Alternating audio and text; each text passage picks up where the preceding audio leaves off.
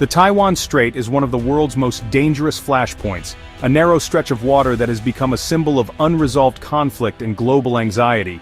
Here, geography and history collide, creating a volatile boundary between two very different worlds. The strait separates two governments with irreconcilable visions for the future, each side determined to shape the destiny of the island and its people. The waters themselves are calm, but the political atmosphere is anything but. For decades, China's Communist Party has viewed Taiwan as a breakaway province, vowing unification, by force if necessary, insisting that the island is an inseparable part of its territory.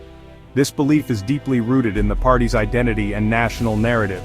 Meanwhile, Taiwan stands firm in its sovereignty and democracy, forging its own path and identity.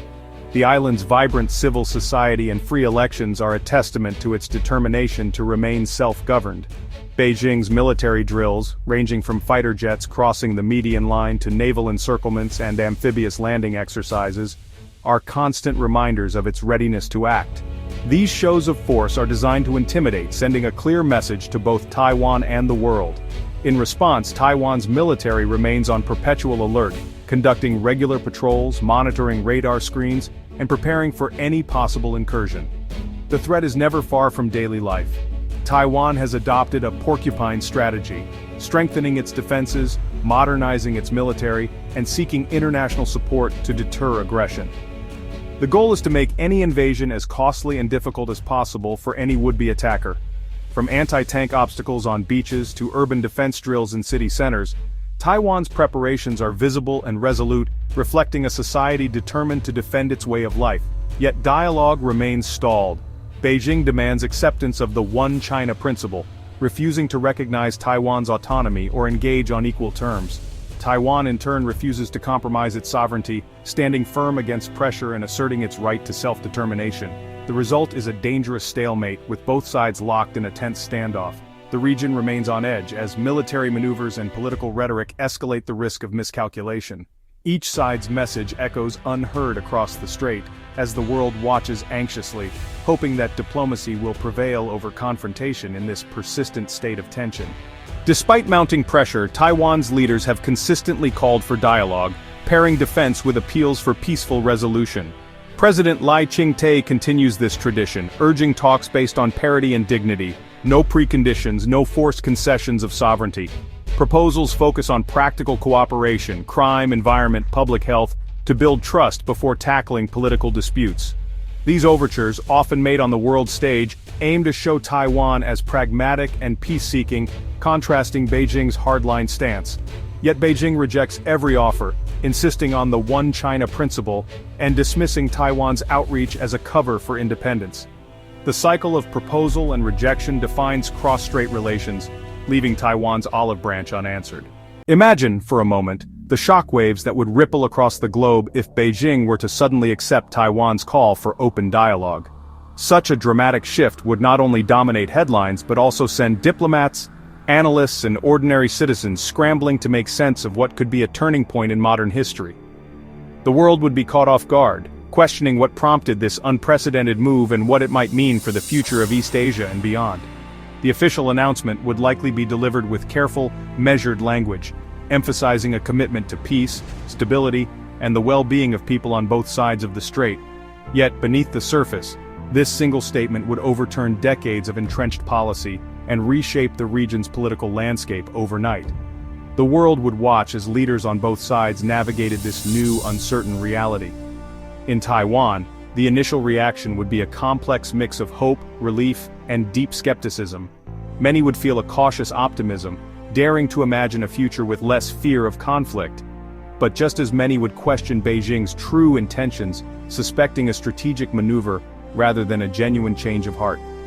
Debates would erupt in homes, on social media, and in parliament, as citizens and leaders alike weighed the risks and opportunities. Around the world, governments would issue statements welcoming the news, but almost all would urge caution and careful negotiation.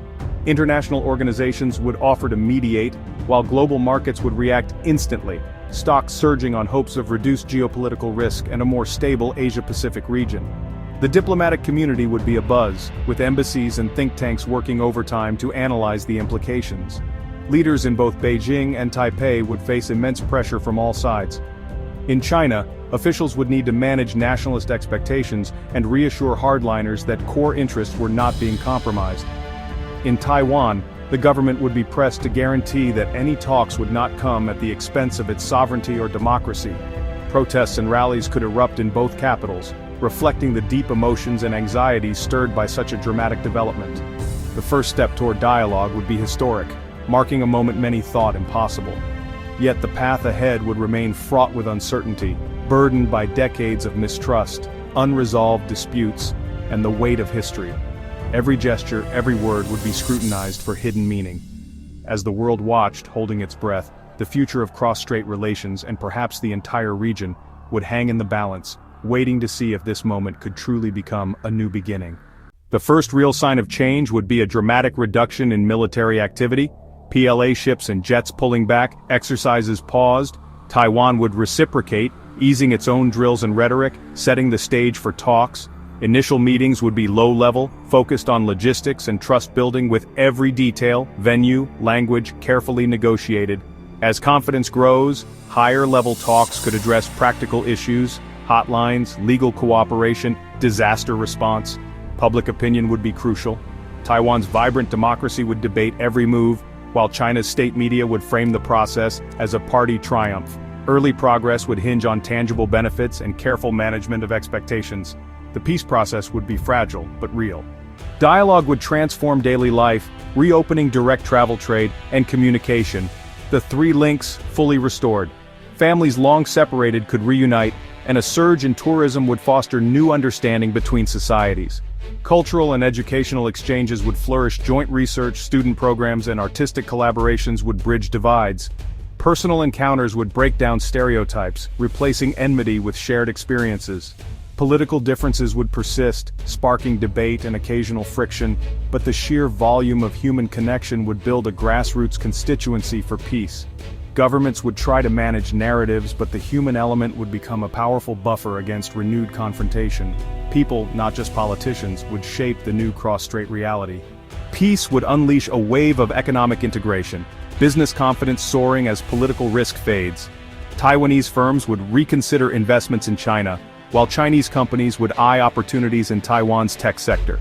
New trade agreements could emerge, deepening ties in manufacturing, semiconductors and services. Financial integration would follow, with banks expanding operations and discussions on currency settlement reducing reliance on the US dollar. Yet, debate would intensify in Taiwan over economic dependence and the risk of Beijing using trade as leverage. The challenge would be balancing prosperity with autonomy. A breakthrough would reshape the Indo-Pacific's diplomatic landscape. The US would welcome reduced tensions, but reassess its military posture and alliances, while regional powers like Japan and the Philippines would breathe easier. Security groupings might shift focus from military deterrence to broader cooperation. Taiwan's international profile could change. Less urgency for support as the threat recedes, forcing Taipei to redefine its global role. China would gain diplomatic capital, presenting itself as a responsible power, while the world would watch for signs of genuine change. The peace process would ripple far beyond the strait, altering global calculations. The stakes would be enormous. Even with dialogue underway, the challenges between China and Taiwan remain deeply rooted, none more so than the irreconcilable question of sovereignty. This issue is not just a matter of legal documents or political statements. It is woven into the very identity and future of both sides. The question of who has the right to govern, and under what terms, is a source of profound tension that shapes every interaction. Taiwan's vibrant democracy stands in stark contrast to China's vision of unification under one government. These opposing goals are not easily reconciled, and any negotiation is fraught with the risk of collapse if neither side is willing to compromise. The stakes are high, and the consequences of failure could reverberate across the region, affecting millions of lives. On both sides of the strait, domestic politics are highly volatile. Leaders in Taipei and Beijing face intense scrutiny, not only from their own citizens, but also from hardline factions who demand unwavering commitment to their respective causes. Public opinion can shift rapidly, and even small missteps can trigger widespread protests or political upheaval. The United States, as a key player in the region, must navigate a complex and delicate balance. It seeks to support Taiwan's security and democratic values, while also working to prevent escalation and maintain stability in the Asia-Pacific. Every move is closely watched, and miscalculations could have global consequences. If a genuine peace process were to take hold, it would mark a historic milestone for the world. The successful resolution of such a deeply entrenched conflict would not only remove the specter of great power war, but also serve as a powerful example that dialogue and diplomacy can overcome even the most persistent disputes.